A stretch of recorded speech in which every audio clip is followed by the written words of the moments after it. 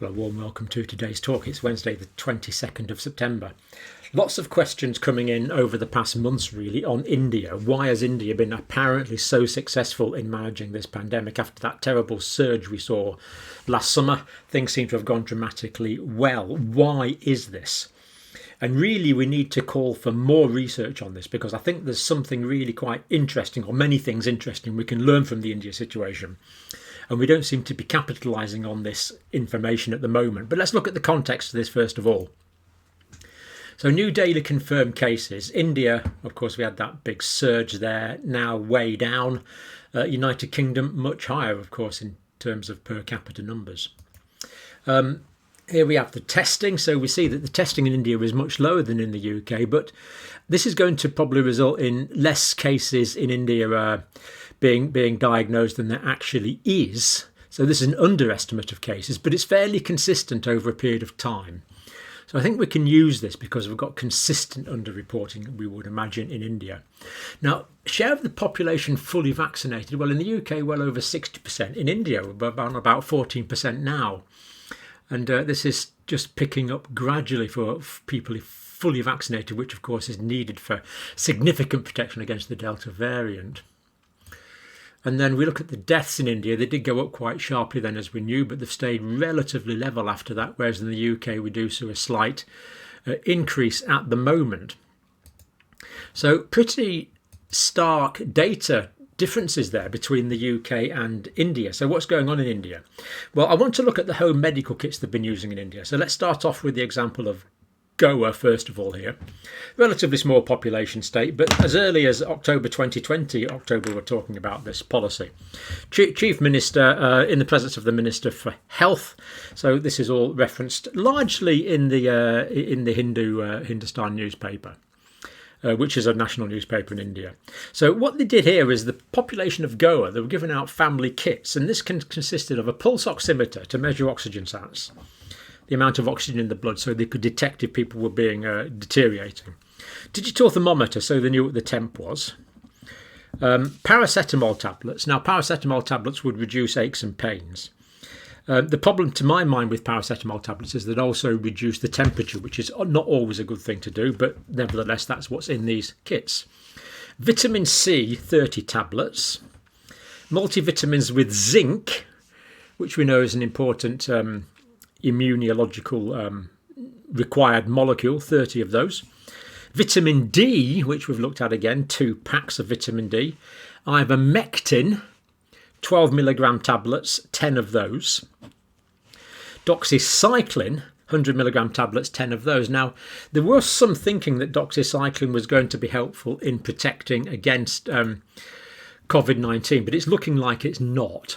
But in the Indian context, it could reduce the probability that people will get bacterial secondary infection. So it doesn't seem a bad thing, but anyway, we're just reporting what they did. 3 packs of face masks, 295 masks, hand sanitizer, 100 mils, and alcohol-based wipes. Alcohol-based wipes, 1 box with 20 pieces inside, and 2 pairs of gloves. So pretty sensible kit there, but interesting things to note in that kit. Things that really grab my attention there. Zinc, which we've talked about on this channel. Zinc, vitamin D, which we've talked about on this channel, D3. Ivermectin, which we've talked about on this channel. And secondary antibiotic treatment. So, interesting. That's what the government decided to give. Now, Uttar Pradesh did something very similar. So this is New Delhi here. This is the state of Uttar Pradesh up in the north of India. This is Nepal here on the border. So if you've ever been trekking or anything in Nepal, that's where you'll go. Very populous state, Uttar Pradesh in India. Population 204 million. So this is a very, very, I mean, this is just like a country in its own right, isn't it? I mean, these are absolutely huge populations in India. 204 million people in Uttar Pradesh alone. Now, bringing this up to date, this is a few days ago from the Indian press, Hindustan Times. No fresh cases of COVID in one day in 59 districts of Uttar Pradesh, in the 59 districts that make up Uttar Pradesh. The last 24 hours, they'd done 191,000 samples. 33 of those came back positive. This is quite staggering. That gives a test positivity rate of 0.01%. Now, when things were bad in India, we were pessimistic. We thought it might go on for some time, but the numbers seem to have come down really quite dramatically. So interesting, home medical kits in Goa, and as we'll see in Uttar Pradesh as well. So active caseload, 187 people. This was actually of a few days ago, about 3 days ago. Current people in Uttar Pradesh, out of 204 million people, 187 actually had COVID at the time, as opposed to the peak in April, which was 310,000. So massive success. So why is this? And this is what the world really needs to learn from. Targeted testing of specific groups. So the testing they had was limited. They didn't have as much testing as the UK or America. But they targeted it well. There was good early detection with good public health campaigns. There was good contact tracing. And actually, there was quite a high skill level of contact tracing in Uttar Pradesh from the HIV pandemic, for example. Isolation was well practiced, supported and enforced. And free and timely provision of medical kits and the treatment of the rural populace. So people were given free and timely provision of medical kits. So if they tested positive, someone will come along, hopefully the same day, with a medical kit. And we believe, I can't guarantee this, I've only got this from one source, but they were cheap, $2.65 per person. So remarkably inexpensive intervention. So this is from the Hindustan Times. This is a national newspaper in India. Hindustan, of course, is just a Hindi for Indian. State government gave out 50 lakh medical kits through village surveillance committees. Now, a lakh in Indian is 100,000. It's the way they say 100,000. They call it a lakh. So, in other words, 500,000. In the initial wave, as I understand this. So, state government's giving out these medical kits to people that were testing positive. Direct quotes from the paper. A team of doctors will supervise the admission of doses as well as distribution of the medical kits among the children in all 75 districts of the state. And these were also given out to families, as I understand it, as well. So, again, going right back to August 2020, the government ordered Ivermectin-based treatment kits. This is how it's reported in the Hindustan Times, Ivermectin-based treatment kits. Not saying it's good, not saying it's bad, just reporting what it says. People with milder asymptomatic COVID-19 were given these kits and then kept in home isolation. They defined cases well. Mild cases where oxygen saturations are more than 94%. Moderate cases, oxygen saturations 90 to 94%. Indications for hospitalisation, saturations below 90%, which is the way they basically triage their patients. It's important to take other things into account as well, but that's a useful indicator. Now, of those who tested positive, 90% successfully treated at home, 10% did need to be hospitalised. So a pretty high hospitalisation rate, actually. Now, the treatment pack that were given out in Uttar Pradesh, and remember there was hundreds of thousands of these, contained Ivermectin, Doxycycline, vitamin D, vitamin C, vitamin B, zinc, Paracetamol, a thermometer, and a pulse oximeter. Amazing that they could do them for this kind of money. I think if you live in India, do let me know if you're making pulse oximeters now. I assume you must be making them domestically. They use local COVID control centres, twice daily phone calls to household contacts to check on progress. They asked for oxygen saturation levels and temperature readings, so people were monitoring themselves at home. Check that Ivermectin and Doxycycline had been taken. And as we've said, Doxycycline, no antiviral properties that I'm aware of. The data's not really indicating that, but bacterial secondary infection could be a problem. But they checked that they were taking Ivermectin. So this doctor, head of the Department of Respiratory Medicine, King George Medical University, Lucknow, which of course is the capital of Uttar Pradesh. Overall mortality in 2020 in India was 2.4%. Uttar Pradesh, it was only 2%. So that is down quite a bit, really. When you think of all the millions of people, that is a very significantly lower numbers of mortalities, of deaths in Uttar Pradesh. That is the beauty. That is the success story of ivermectin, this doctor says. That's a direct quote from the article about him. And he's also a brand ambassador for COVID vaccination in India. So this doctor is, from this report, very highly pro-vaccine. So he looks like this doctor thinks the same way as me. He wants to protect people with vaccination, of course. And if there's a useful antiviral treatment, he would like to use that, of course. Not that I'm prescribing any drugs, because I never do. Now, the success story in Uttar Pradesh was actually highlighted by the World Health Organization, no less. So that was good to see. And they put up this sort of press release on it. Uttar Pradesh going the last mile to stop COVID-19, being lauded as an excellent case. The Uttar Pradesh state government has initiated house-to-house active case finding of COVID-19 in rural areas. And it goes on to give the statistics of what the government has been done, and impressive it is. Talking about the monitoring teams, talking about the testing, talking about the mobile vans in Uttar Pradesh, all from the WHO. The World Health Organization supports Uttar Pradesh government in training and micro-planning. That's good. So more about that. Those with symptoms were tested and given medical kits and informed on quarantining and isolation, both at home and in hospital.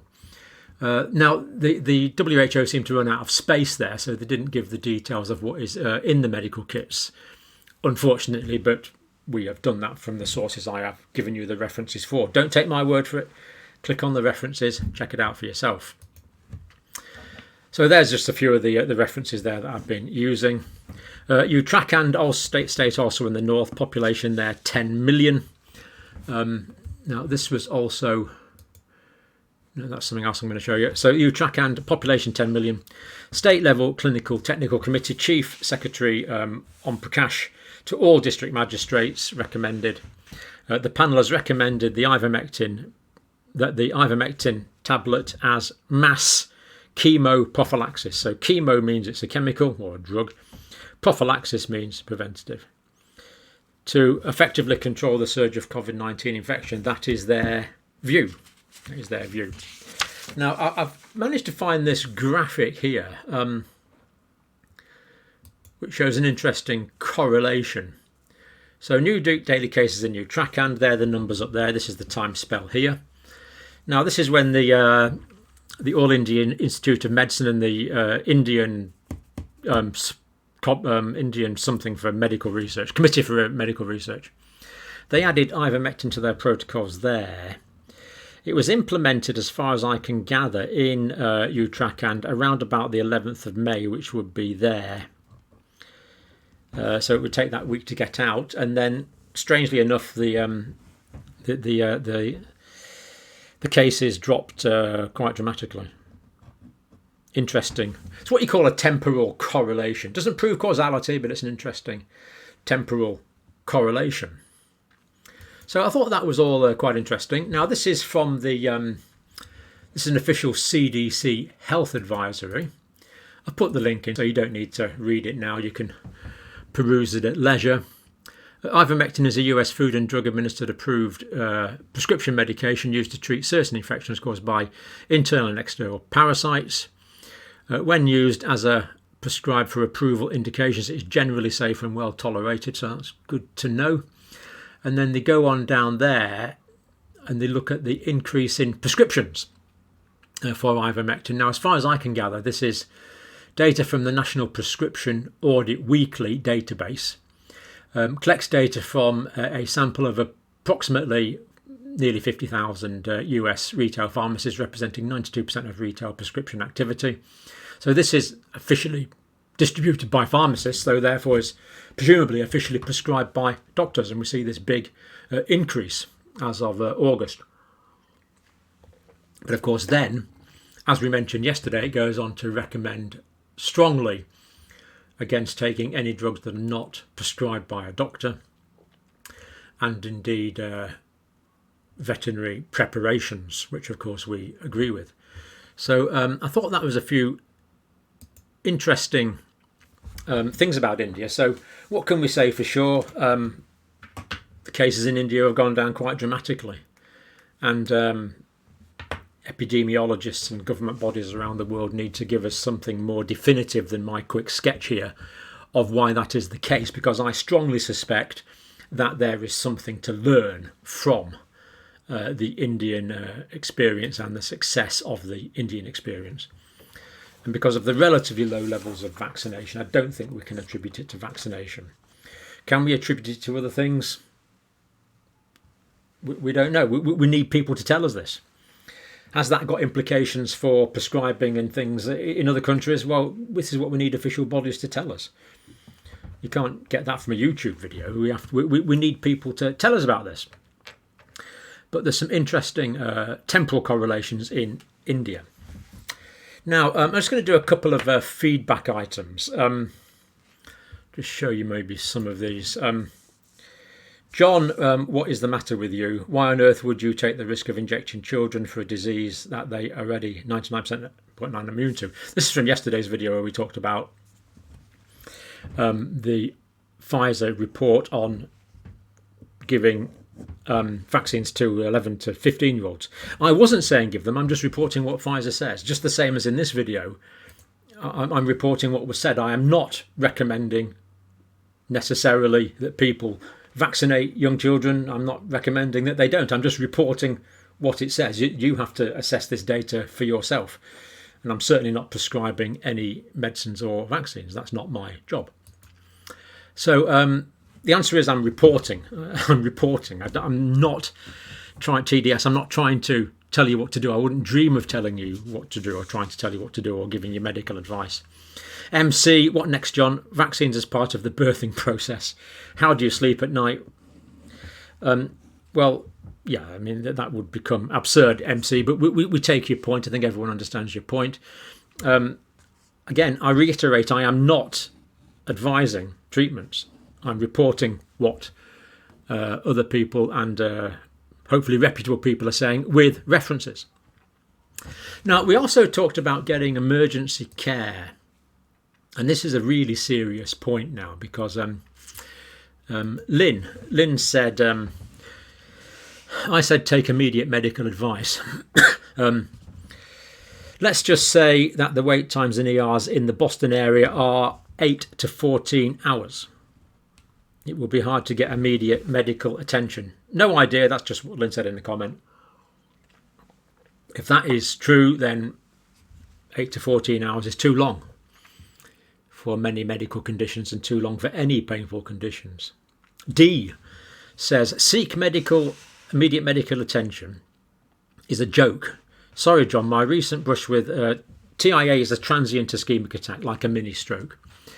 Had me waiting 3 hours on the floor at home, waiting for an ambulance. Well, this is just laughable because you're already outside the time window where that could be effectively treated. This is a disgrace. Waited for an ambulance in the UK. Then an hour in the back of an ambulance as A&E was overcrowded. To top it off, I was then past the golden period when the treatment could have been effective. To lessen the damage, could not be thrombolised, the doctor said, so he couldn't be thrombolised. I'm just wondering if this was a stroke as opposed to a TIA as well. So they couldn't give the blood thinners, it was too late. Now have a life-changing disability to get over, which I'm so very sorry to hear, D. It sounds like you've had a cerebrovascular accident, actually, from what you say, because a transient ischemic attack, the effects would normally be transient and self-limiting. UK NHS is not working and it's not available for emergencies. This is a totally valid point. There's quite a few things. Myocardial infarctions, cerebrovascular accidents that have to be treated within a very limited time frame. If they are treated within a limited time frame, the treatments can be dramatically effective. If they're not, the golden opportunity is lost. So I take the point entirely. So people, of course, say seek immediate medical attention. That means if something goes wrong, a particular governing body might say seek immediate medical attention. So no one can come back to them and say, well, just a minute, this has gone wrong. They said, well, I said seek immediate medical attention. So it's a bit of buck passing, really, isn't it? So I agree. So we call on the world's academics, epidemiologists and government advisors to be clear on exactly why. We've pointed out some correlations. We've pointed out some practices in India. What I want to know is why. So we look to these official bodies to tell us why and to tell us officially if that will inform policy in other parts of the world. Thank you for watching this video.